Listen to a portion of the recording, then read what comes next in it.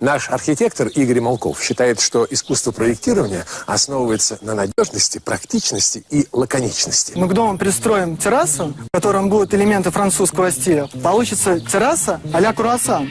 Демонтируем старые ступени. Они нам не нужны.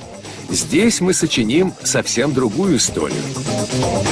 Устанавливаем фундамент на винтовых сваях. Если вы решили сделать пристройку к дому, используйте именно такой фундамент. С ним любое строение можно основательно соединять с домом.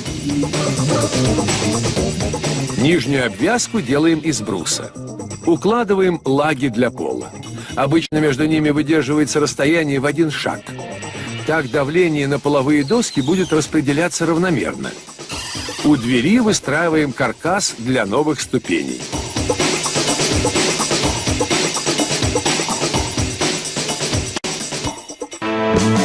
Герои купили новый дом со всеми удобствами. И парадный вход есть, и дверь в сад. Одного только не доставало – маленькой уютной террасы. Теперь у семьи появилось место для приятных застолий и отдыха. С кирпичными колоннами и удобными лавками, с цветочными стойками и биокамином. Интерьер с легким французским прононсом. Стоит только открыть дверь, и окажешься в своем маленьком уголке Европы.